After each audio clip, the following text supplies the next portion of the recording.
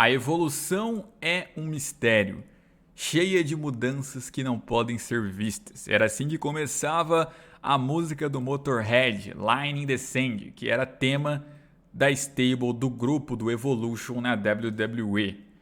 E sim, galera, hoje vamos falar aqui a respeito da história do Evolution, um dos grupos mais dominantes da história da companhia.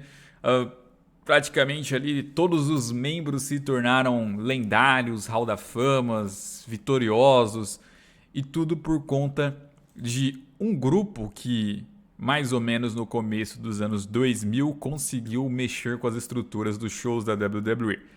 Antes de tudo, eu vou pedir para, claro, você deixar muito like nesse vídeo, se inscrever no canal se você não for inscrito, compartilhar com seus amigos, dar sugestões aí de vídeos na mesma pegada, porque não é lá aquele tipo de vídeo que vai dar aquele enorme engajamento por ser uma história um pouco mais antiga, mas mesmo assim tem uma profundidade bacana, então se vocês gostam, por favor, deem uma força, beleza? Então, sem mais delongas, vamos nessa. Porque pra gente falar de Evolution, a gente tem que falar muito de Triple H até um pouco antes do grupo se iniciar.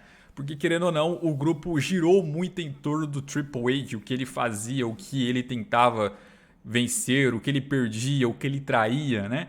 E então temos que falar muito sobre isso. Detalhe importante também que aqui muitas vezes eu não vou seguir a ordem cronológica, eu vou tentar fazer a ordem onde a narrativa fica mais interessante para o vídeo, e algumas coisas também eu não vou comentar, algumas rivalidades, porque não teria tempo suficiente para aprofundá-las. Mas o fato é o seguinte: em 2002, o Triple H, que inclusive naquele ano tinha vencido o Royal Rumble Match, né, tinha ganhado o título indiscutível na WrestleMania contra o Chris Jericho, ele acaba ali então, depois de um tempo ficando sem nenhum cinturão, no show do Raw. Na época já existia o SmackDown e lá estava então o título mundial, lá no show do SmackDown. E aí o Eric Bischoff, que comandava o show do Raw naquela ocasião, precisava de um título mundial e ele trouxe então de volta o World Heavyweight Championship, né? Que era o título mundial da WCW. O Eric Bischoff, que comandava lá, então sabia disso e ainda escolheu quem seria o primeiro campeão, né? Ele deu o título para o Triple H. Então sim, o primeiro reinado do Triple H ali já nessa era pré-Evolution foi um reinado dado, né, de graça ali para ele, sem precisar derrotar ninguém. Isso já aconteceu algumas outras vezes. Mais recentemente, vocês vão lembrar da Alexa Bliss uma vez, que ganhou um título de graça também quando a Naomi, campeã, tinha se lesionado, e só pelo fato da Alexa Bliss ser a ex-campeã, ela recebeu um novo reinado sem precisar fazer nada, né? E foi mais ou menos isso que ocorreu ali então com o Triple H. E aí a primeira rivalidadezinha que o Triple H constrói nesse reinado é com o Rob Van Dam. Inclusive vai defender seu título mundial contra o próprio Rob Van Dam no Unforgiven de 2002. E no meio dessa storyline, ele vinha tentando, como que eu posso dizer, criar uma aliança com o Ric Flair. O Ric Flair vinha em baixa, ele tinha sido um campeão World Heavyweight no passado, histórico, né? Tanto que hoje em dia ele é o maior campeão da história da WWE, 16 mundiais, claro, contando vários outros, mas dentre eles o World Heavyweight da WCW. E aí então a ideia ali por trás do Triple H e do próprio Ric Flair era tentar, né, fazer com que o Ric Flair, como que eu posso dizer, olhasse para o Triple H como um pupilo, né, um cara que faria aquele título ser grande novamente, e tendo ali então os conselhos, tendo ali a tutela do Ric Flair por trás, né? Só que o Triple H ele tinha uma abordagem um pouco desrespeitosa, né? Que fazia entender que o Ric Flair talvez não fosse querer ajudar ele, mas pelo contrário, até o atrapalhar, né? Tanto que durante a luta entre Triple H e Rob Van Dam, o Ric Flair parecia que ia dar uma marretada no Triple H, mas ele vai lá e surpreende, na verdade acerta o Rob Van Dam, né? Então ele interfere na luta e faz com que o Triple H defenda com sucesso contra o Rob Van Dam seu título mundial. E a partir daquele momento, então, se iniciava uma aliança entre Triple H e Ric Flair, né? Os dois se tornaram ali, então, aliados naquele momento. E é isso, né? Ric Flair, lendário campeão mundial daquele cinturão, tentando ajudar um jovem ali, né, a conseguir fazer esse título ser grande igual ele fez no passado.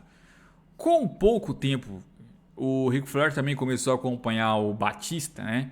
Só que o Batista, ele não era do Raw naquele momento, ele era do SmackDown, mas o Ric Flair vinha ali meio que auxiliando ele, só que as coisas acabaram não andando tanto, porque o Batista ele tem uma lesão e vai ficar um tempo afastado. Depois eu volto nesse tema, mas só para vocês entenderem que desde o começo já havia um flirt ali do Flair com o Batista. O fato é que durante esse reinado também do Triple H, uma coisa que a galera até esquece é que no No Mercy de 2002 ele teve uma rivalidade com o Kane e foi uma rivalidade onde haveria a unificação do título mundial com o título intercontinental. Pois é, teríamos ali uma winner takes all e os títulos seriam unificados. Então o mundial e o intercontinental viraria um só. Não é que o Triple H teria os dois títulos, ele teria um só porque os títulos iriam ali então se fundir. Pois é, meus amigos, e foi o que aconteceu. O Triple H derrota o Kane e consegue então ali se tornar campeão mundial intercontinental unificando os cinturões. Esse título intercontinental ele é colocado em reatividade no ano seguinte, mas naquele momento ele havia meio que acabado, né? O mundial e o intercontinental eram um só, um fato que muita gente desconhece, né? Porque é até esquisito você ver esse tipo de coisa. O ponto é que no Survivor Series daquele ano de 2002 a gente teve a primeira Elimination Chamber Match da história, pois é, né? Então ali a gente tinha o Rob Van Dam, o Shawn Michaels, o Triple H, o Chris Jericho, o Booker T e também o Kane disputando o título mundial ali do Triple H dentro da câmara de eliminação. E cara, foi pra mim, inclusive, o melhor Elimination Chamber que a gente já teve na história, assim, foi realmente sensacional esse combate logo na primeira edição. Para mim, nenhum outro Elimination Chamber ainda bateu esse. E ao final, Shawn Michaels de forma emocionante consegue eliminar ali por último o Triple H e conquistar o título mundial da WWE, encerrando então aquele reinado do Triple H, né? Então, Shawn Michaels e Triple H que já foram super amigos, o DX, depois se tornaram rivais graças a uma traição do Triple H. Não vou aprofundar nisso aqui porque não é o tema do vídeo, mas vocês mais ou menos sabem que isso aconteceu entre eles, né? O ponto é que depois eles tiveram um dos combates mais históricos no Armageddon de 2002, que foi aquele combate de 3 estágios, né? 3 estágios do inferno, onde você faz simplesmente 3 lutas seguidas ali e o vencedor final ali dessas lutas é o vencedor total, né? Então, tipo assim, um venceu um, outro venceu outro, tem a terceira, e na terceira a gente então define aí quem realmente é o vitorioso do combate, e como valia título, saberíamos ali também quem é o campeão, né? E cara, tivemos ali uma Street Fight, depois tivemos uma Steel Cage, depois tivemos uma Ladder Match, e assim, simplesmente espetacular. O Ric Flair ali interfere na luta também durante a Steel Cage, curiosamente foi a que o Shawn Michaels venceu. Aqui o Ric Flair não interferiu, o Triple H venceu, tanto na Street Fight como também na Ladder Match. E assim, luta incrível. Eu revendo essa luta para produzir esse vídeo, posso dizer que eu acho que talvez tenha sido a melhor entre Shawn Michaels e o Triple H. É que teve várias realmente muito marcantes, mas essa daí, sei não, cara, essa realmente talvez esteja acima por ter sido 3 seguidas.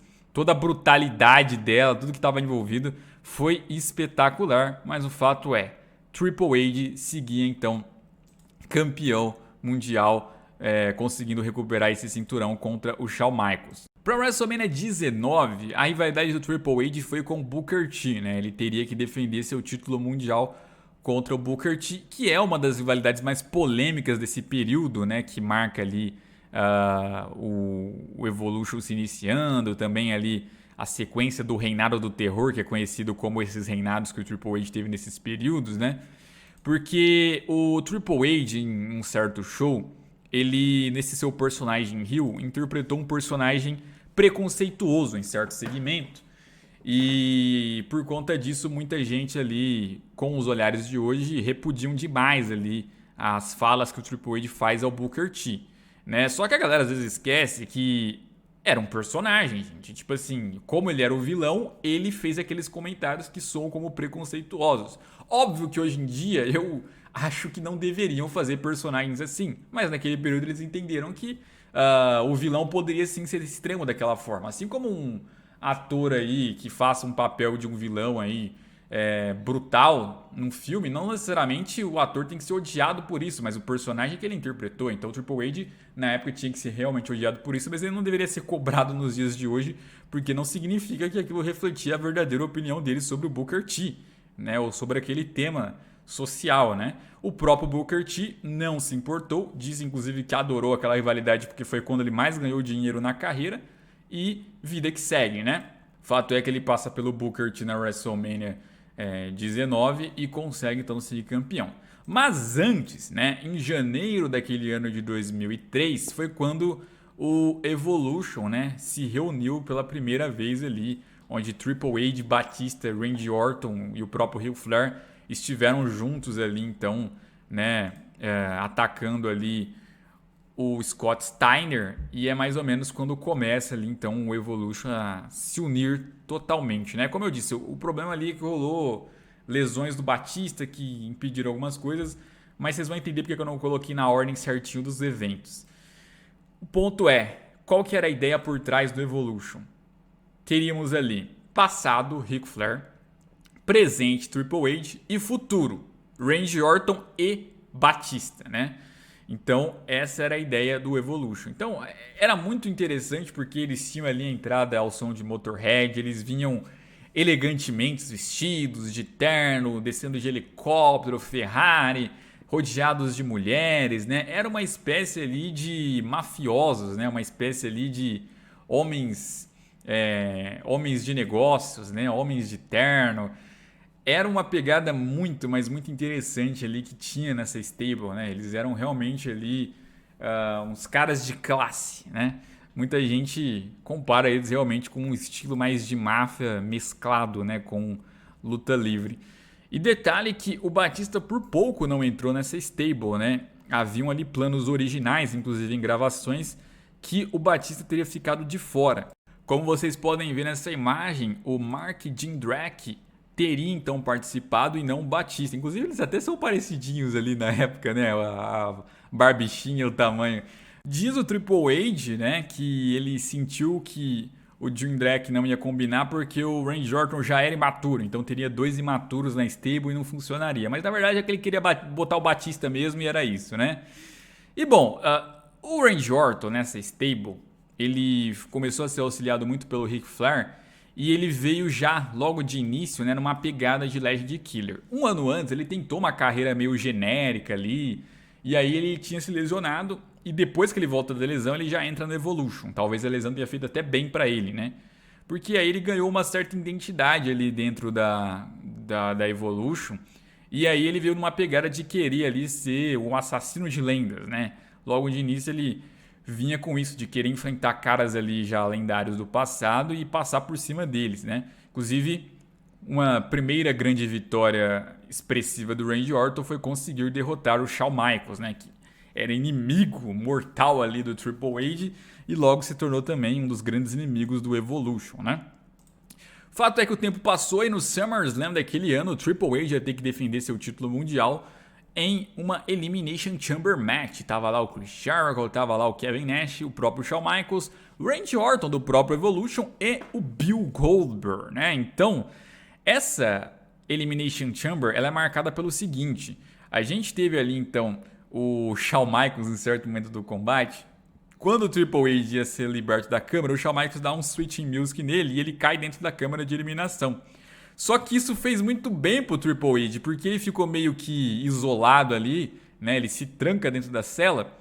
E lá, então, fora da cela de eliminação ali, os caras é que estavam presos, digamos assim. O Triple H estava protegido. Por quê?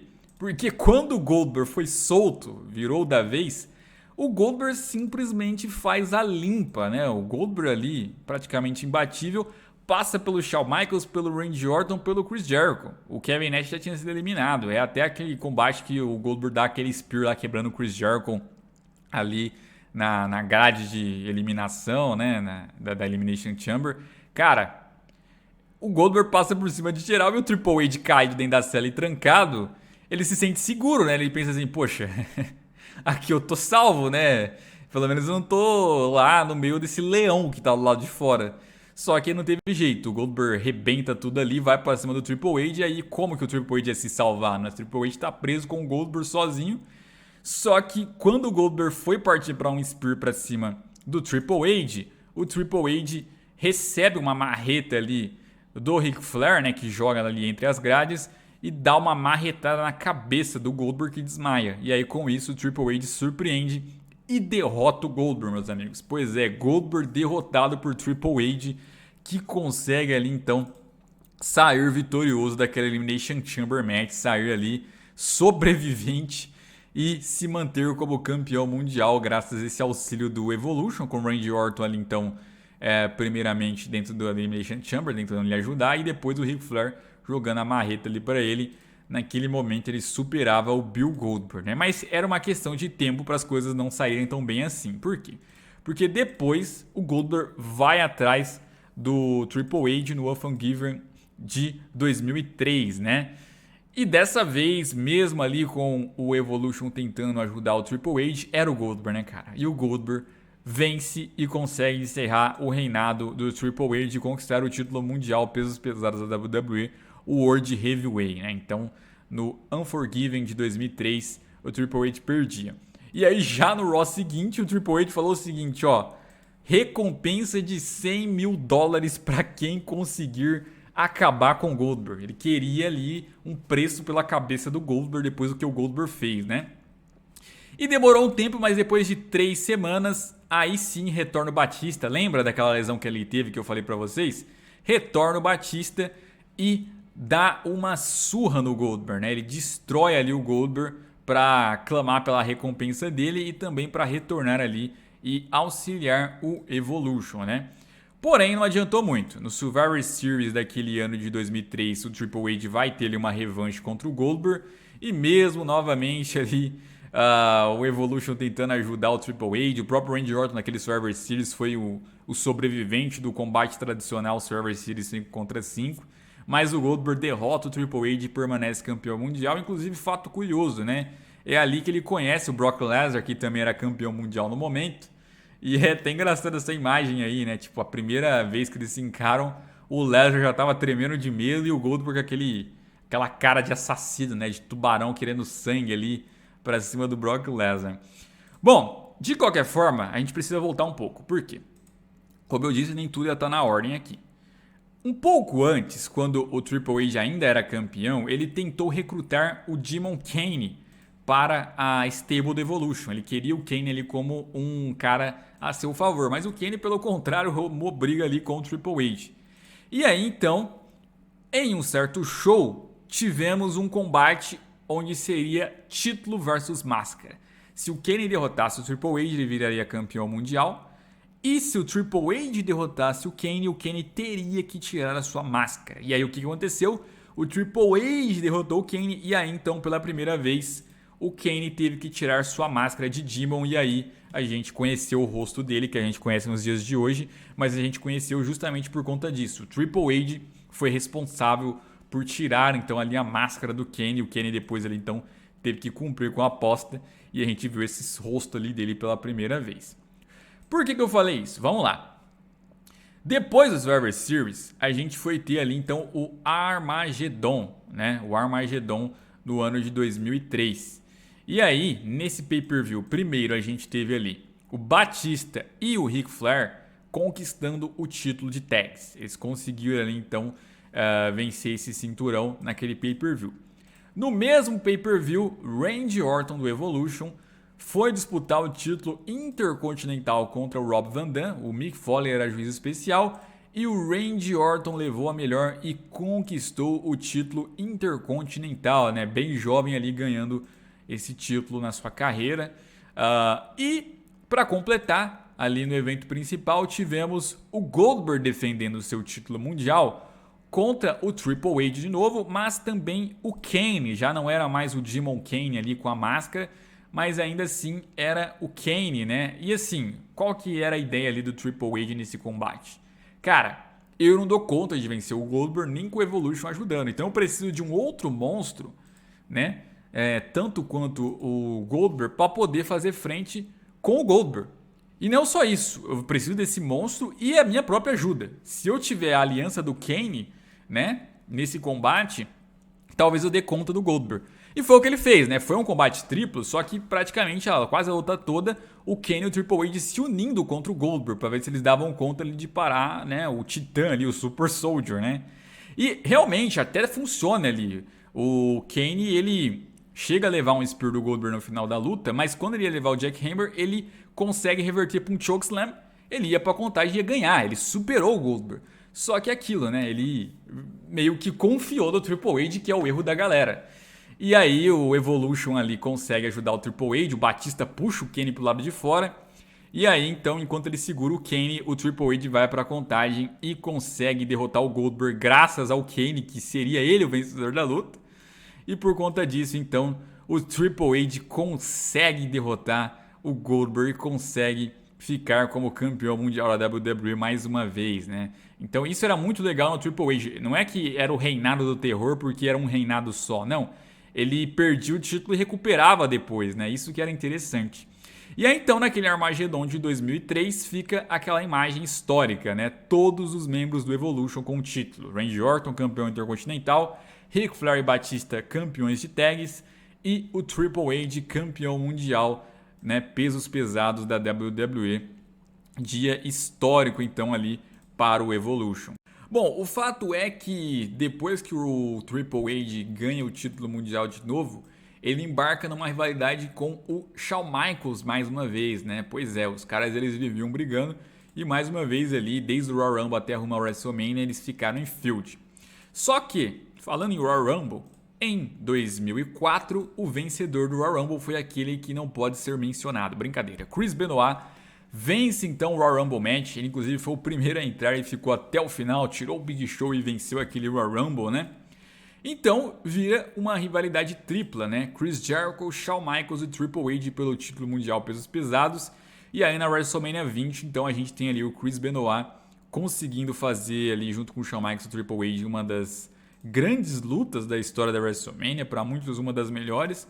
E o Chris Benoit faz o Triple H dar tap out e conquista o título mundial. Tem até aquela cena histórica, né? Ele e o seu grande amigo Ed Guerreiro, que também era campeão mundial na época, se abraçando no final da WrestleMania 20 ali, os dois saindo por cima naquele evento histórico. E era o fim então de mais um reinado do Triple H. Ainda por cima, na sequência, a gente teve o Backlash, né? Mais uma vez esse combate, uma revanche. Dessa vez o Chris Benoit faz o Shawn Michaels ali dar tap out e permanece campeão mundial, né? Voltando um pouco, na própria WrestleMania 20, o que o resto do Evolution fez? O Ric Flair, se unindo ali ao Randy Orton e o Batista, né? Enfrentaram uma tag ali do Mick Foley e do The Rock, né? O Rock and the Sock Connection, né? Aquela tagzinha lá deles, bem engraçadinha, né? Foi uma handicap 3 contra 2. É claro que o Ric Flair também ali nem conta direito, é café com leite, né? Pela idade. Brincadeira porque ele fez belas lutas ali, mesmo velho. Mas o fato é que o The Rock ali até tenta ajudar o Mick Foley, mas não adianta muito, né?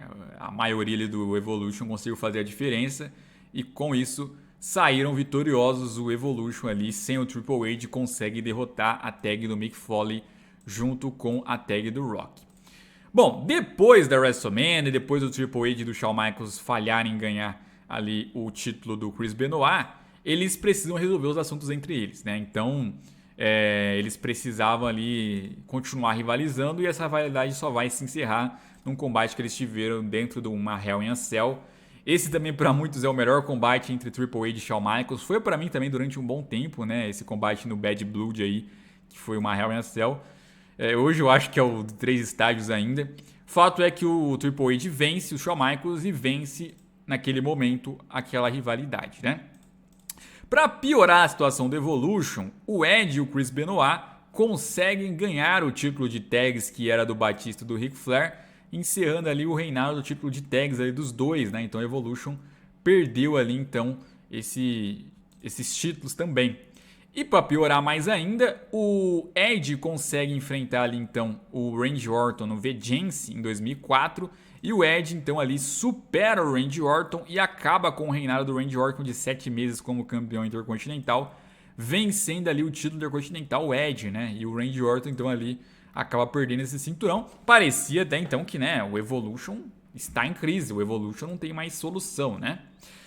E aí, no Raw do dia 26 de julho de 2004, ocorre uma batalha royal que ia definir o desafiante número 1 ao título mundial para o SummerSlam.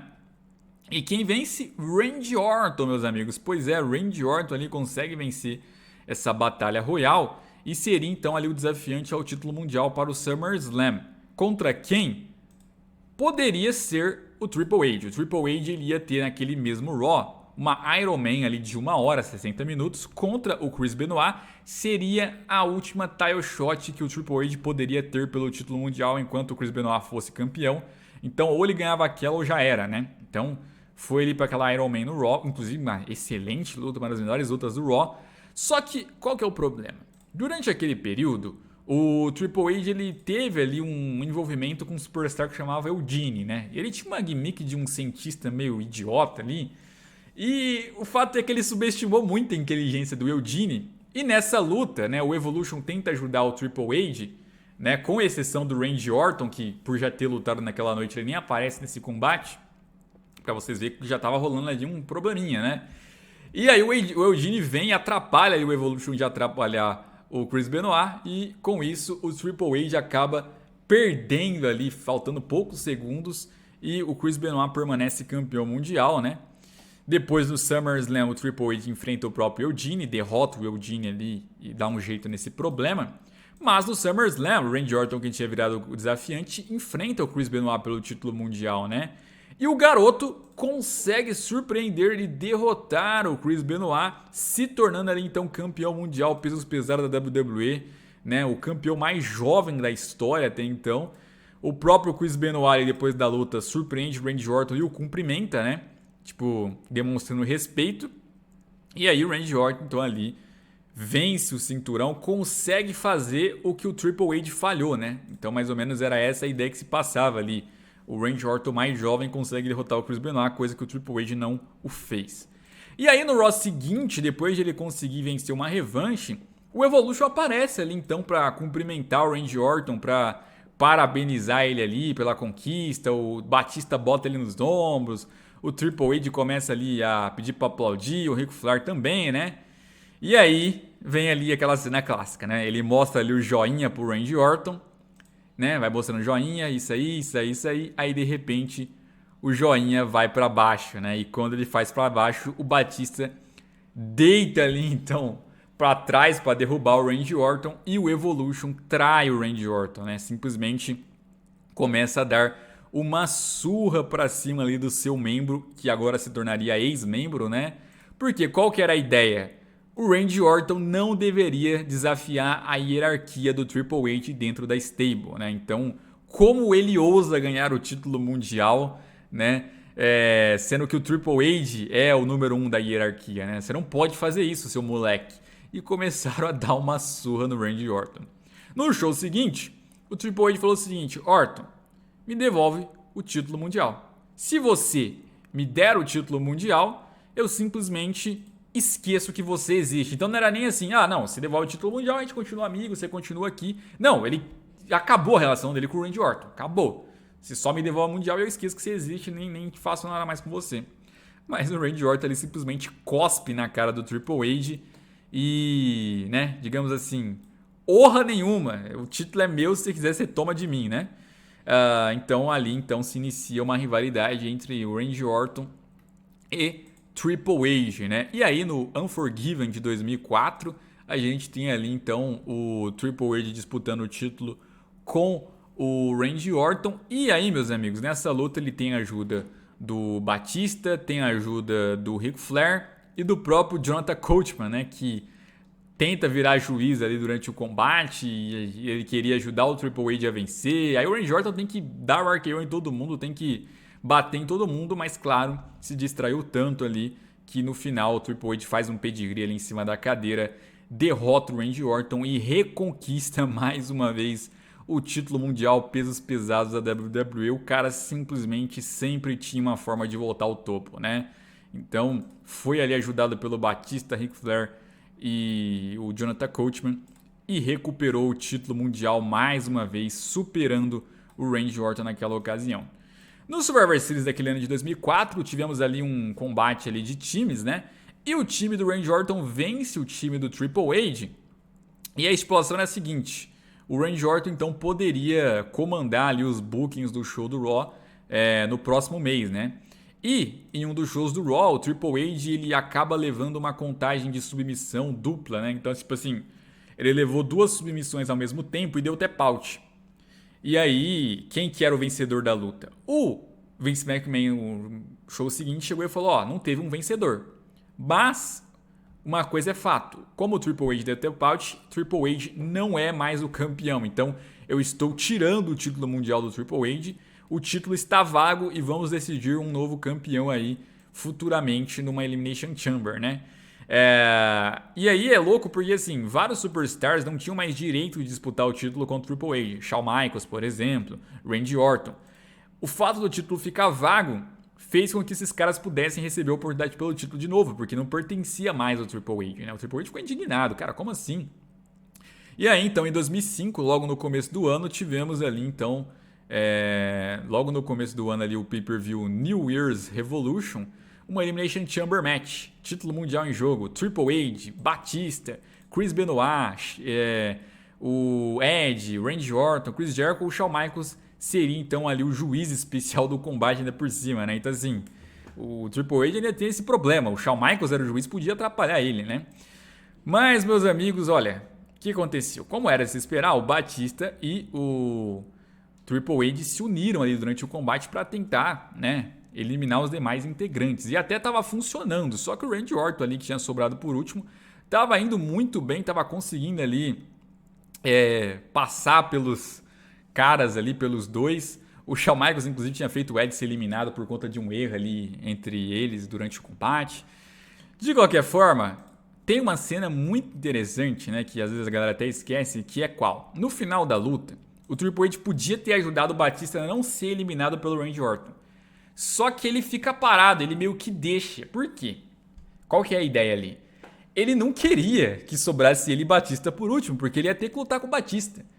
Então ali o Triple H já tinha um medo do Batista. Então ele deixa o Randy Orton eliminar o Batista para depois ele pegar o restinho, né? E quase que não dá certo, mas de novo, Ric Flair, né, teve que interferir ali. O Shawn Michaels foi tentar atacar ele ali para não interferir na luta, mas aí ele perdeu a concentração e o Batista vai lá e ataca o Randy Orton. O Triple H, aproveitando disso, finaliza o Randy Orton, vence o Randy Orton e, pois é, o Triple H reconquista o título mundial da WWE, porque não era mais dele, tinham tirado dele, né? Só que aí o cara vai e pega de volta, então ficou vago para ele pegar de novo, né? Não adiantou de absolutamente nada. Mas é aquilo, já demonstrou ali ser meio chatão com o Batista, né? Se importar apenas com ele. De qualquer maneira, o Triple H ia ter que dar uma luta final para o Randy Orton no Royal Rumble daquele ano de 2005. Porém, ele queria que o Batista lhe ajudasse, né? E o Batista queria participar do Royal Rumble Match. E o Triple H falou: não, cara, não participa não, vem me ajudar nessa luta aí, vamos se concentrar em acabar com o Randy Orton de vez. E o Batista falou: não, vou participar do Royal Rumble Match, né? Bom, conclusão. O Triple H ele até consegue derrotar o Randy Orton naquele Royal Rumble 2005 e permanecer campeão mundial. Só que aí o Batista participando do Royal Rumble Match termina ali aquela luta que dá aquele empate com o John Cena, vocês devem se recordar disso, né? Os dois se eliminam. E aí então o Vince McMahon manda restartar entre os dois ali, né? E aí decidiria quem seria o vencedor mesmo. E o Batista dessa vez consegue tirar o John Cena e consegue ali então vencer o Royal Rumble Match de 2005, meus amigos. Pois é. E aí no show seguinte então ele teria que tomar uma decisão, porque ele poderia escolher o título mundial do SmackDown ou o título mundial do Raw. O do Raw, o campeão era o Triple H, então ele teria que enfrentar o Triple H na WrestleMania. E o do SmackDown estava na época com o JBL, poderia ser também o John Cena ali, o campeão, né? Então, enfim, de qualquer forma, o Batista tinha ali a decisão, aí você tinha os general managers ali lhe oferecendo, né, as propostas. E aí, então, o Batista estava pensando, não tinha falado nada ainda, e o Triple H entra no meio e começa a falar com o Batista, meio que tentando manipular ele, né? Falou: ó, Batista, pensa só no seguinte, cara, o JBL já vinha falando muito mal de você em umas entrevistas, e aí, olha só que legal se você ganha o título mundial. E aí, os dois principais campeões da companhia, você campeão no SmackDown, eu campeão no Raw, comandados pelo Ric Flair, né? Pensa só nisso, como seria histórico, né? Eu sei que é isso que você quer, né? E aí, então, o Batista vai, pega o microfone e fala: Hunter, eu sei muito bem o que eu quero há muito tempo, né? E aí, joga ali o contrato do Raw pra baixo, dando a entender que assinaria então ali o contrato do SmackDown, e o Ric Flair e o Triple H mandando aquele joinha, né? É isso, ó, é isso, boa, vai, assina. E aí então o Batista manda o joinha também ali, né, dando a entender que iria assinar o contrato, e de repente o joinha vai pra baixo, né? E aí ele vai pra cima ali então, tanto do Triple H como do Ric Flair, dá uma surra nos dois, principalmente no Triple H, né, ele fazendo ali então um Batista Bomb em cima da mesa de assinatura, né? E aí é isso, né? Ele vai lá depois, pega o contrato do Raw, assina e fala, né, que vai enfrentar o Triple H na WrestleMania 21, né? Então teríamos ali então o Batista e o Triple H se enfrentando. Era mais uma vez ali então o Evolution se dissolvendo, né? Acabando de vez, dessa vez o Batista se vorando contra o Triple H, porque ele sabia que cedo ou tarde o Triple H poderia fazer isso com ele, né? Ele já tinha aprendido isso. Então na WrestleMania 21 tivemos Batista e Triple H no evento principal, e o Ric Flair ajudando ali, auxiliando o Triple H. No fim das contas não foi o suficiente, Batista supera o Triple H naquele combate e conquista o título mundial pela primeira vez naquele main event. Seria ali então o fim do reinado do Triple H, né? Na mesma WrestleMania 21, Randy Orton, que já não fazia mais parte do Evolution, seguia ali naquela pegada de Legend Killer, teve um grande combate com o Undertaker, mas foi derrotado, né? E bom, o que acontece? O Triple H e o Batista, eles até têm outros combates depois da WrestleMania. O Triple H ele tem algumas revanches, mas não consegue derrotar o Batista. E no fim da rivalidade, o Batista vai lá então demonstrar respeito ao Triple H, e os dois realmente fazem as pazes no backstage, dando a entender que realmente acabou ali a rixa entre eles, foi só uma rivalidade, mas era questão de negócios, nada pessoal, né? Bom, em outubro desse mesmo ano de 2005, o Triple H ele retorna, né, para fazer um combate de tags com o Ric Flair. Eles acabam derrotados, né? O Ric Flair ali acaba sendo o culpado pela derrota. O Triple H dá a entender ali que não tem problema nenhum, tamo junto, velhinho, mas dá uma marretada depois ali no Ric Flair, trai o Ric Flair, e é isso, meu amigo. Aí não tinha mais amizade entre Randy Orton, entre Batista e nem entre Triple H e Ric Flair. Era realmente ali o fim definitivo do Evolution, né? Nessa rivalidade, o Ric Flair surpreendentemente ainda derrota o Triple H numa Steel Cage para iniciar, mas depois eles têm um combate aí no Survivor Series com a estipulação de Last Man Stand, e aí, né, covardia, pô, uma estipulação dessa para pegar o Ric Flair é sacanagem, né? O Triple H vence o combate e passa por cima dele, é isso.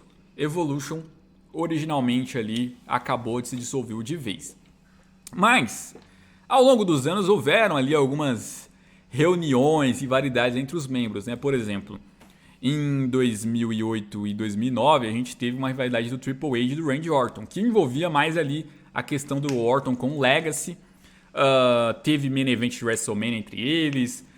O Randy Orton era o vilão da vez ali, o Randy Orton era o FDP da vez, então foi uma pegada diferente, né?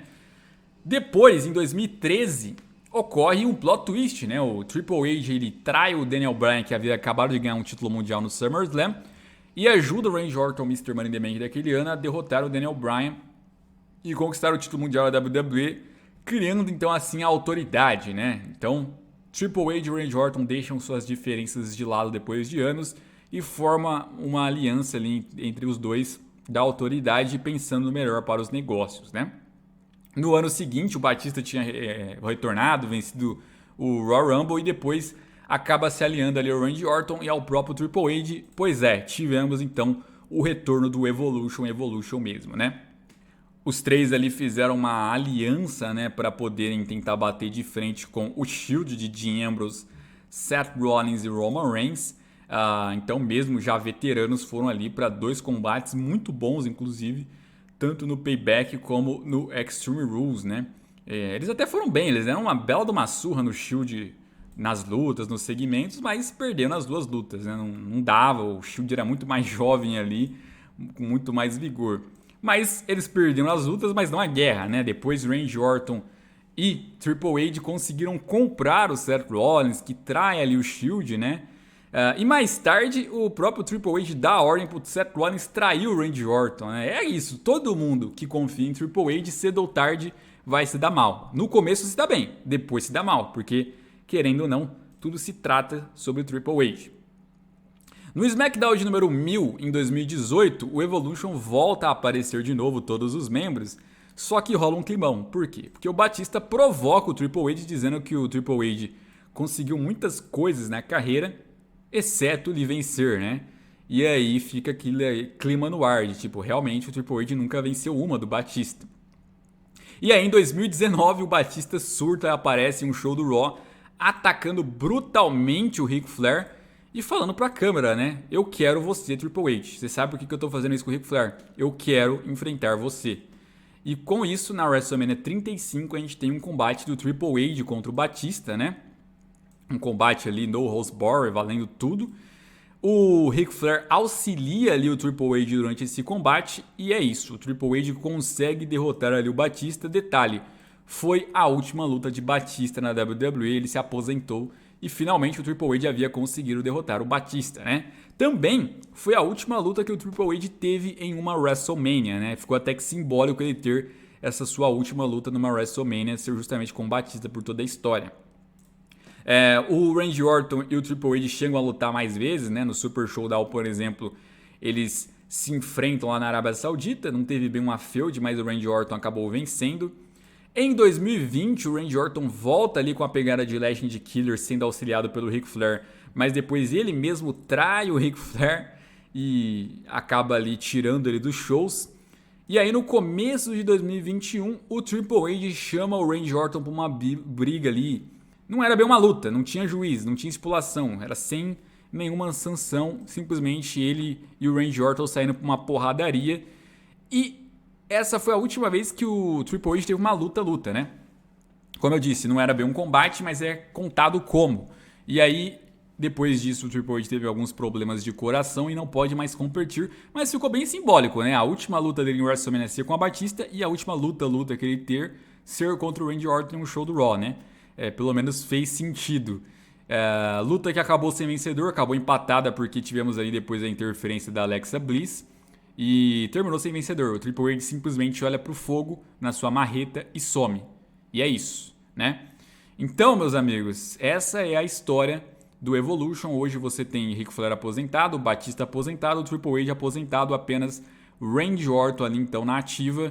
E é aquilo, uma história onde não houve santinhos, né? Em todos os momentos ali, um deles foi o vilão, fez alguma sacanagem um com o outro, mas, querendo ou não, foram muito dominantes, muito vencedores, fizeram combates históricos, plot twists gigantescos. Então, assim, dominaram durante anos ali. Você pega o Triple H, que sempre esteve no centro praticamente ali de tudo, né? Foi um cara ali que certamente foi o destaque principal, né? Desde 2002 no pré-Evolution, depois no pós-Evolution, depois de 2005. Então, sensacional, né? A história do Evolution é muito rica. Para muitos, a stable mais interessante que já tivemos na história da WWE. Outros vão falar que não, que vai ter outras melhores. Vocês podem deixar aí nos comentários sugestões também de outras histórias. Um abraço, até a próxima e fui!